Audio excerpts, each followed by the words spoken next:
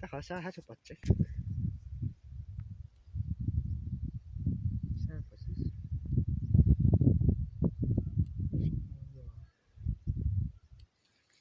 chắc chỉ là dùng cơm nó hai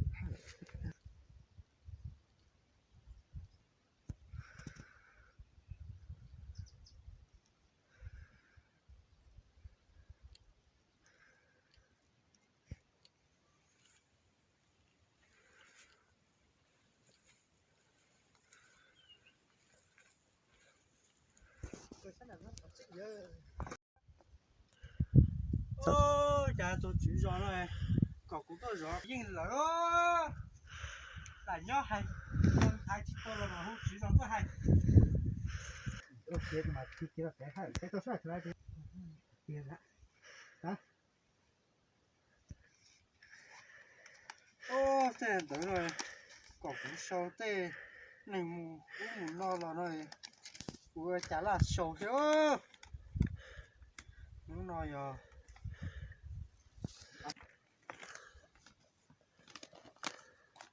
bạn một trời vừa tôi cho chữ ti sao nó phải cho nó biết cho giờ nó mà cá mó còn vít cổ chua rồi chỉ bút xít chả rồi nếu tôi có tôi cứ ti họ do nó đảo lo của nữa còn tôi nói nó phải cho của tôi đó lo khó con đại dương nó đó ô hết rồi mà mà đã Hải Dương thế là Quảng Ninh đã lo mà lấy chả đã mua cá mó đã do tại bên Việt Nam nó lấy mua khó và cá mó lấy pi đã học bộ đã lo mà bên phú con mù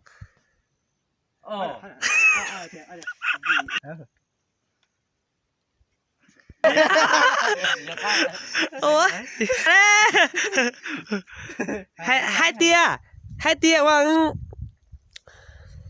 giờ hai tia có mua đồ tỏ số lắm tên đã số là cụ bay bút có mua tia xì giờ có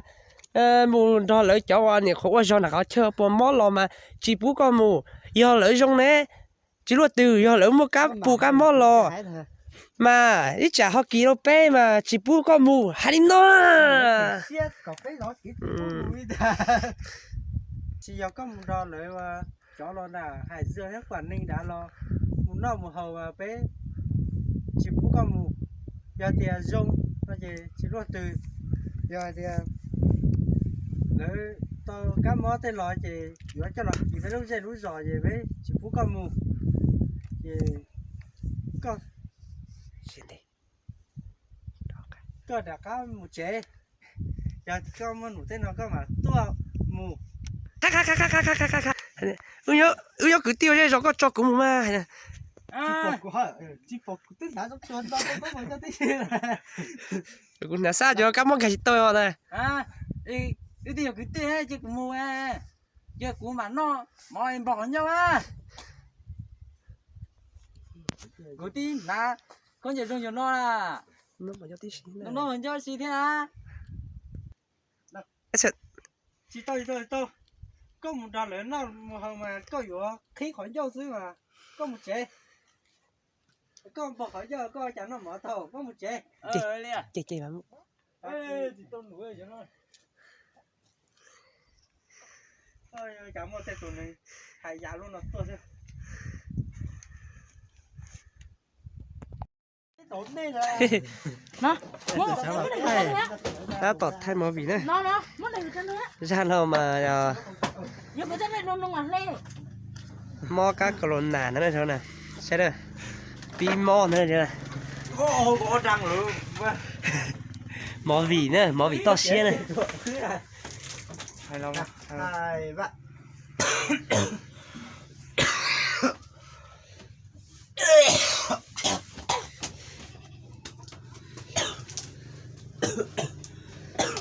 ô thì nó liệt chó tỏ nó làm bình dương lo nữa em ô thì các cô nào đâu cũ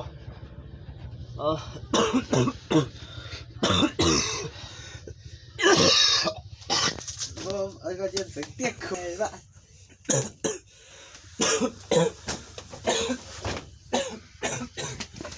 thầy không biết đấy không biết đấy không biết Nó có biết là cái này là chấm mất tháo ai thử có vậy. Nó cho quá tình quá thép của việc nó bỏ. Phải cho try. Thế thì không quen con tuổi lại. thôi liễu thôi đi đá thôi đi Đi lại. thôi đi mà chỉ trong món gì Bở tôi nó quay. đuôi Ai thử là chỉ bỏ giờ cho bỏ kê. tí tụi món thấu rồi đuôi vậy đấy rồi Sai ra đúng rồi, sai ra. Chính lý chứ. Quay. dạ đúng chỉ cho ít được cho là đúng chả chơi rồi Thử do quay ai thử do chơi. Mà đây hay đúng à? dạ đấy là chị đúng nha Nó dài hở vậy. thế thì sao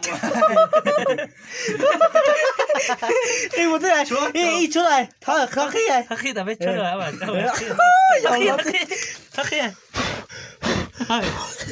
Thôi không phải thử khỏi đây hả?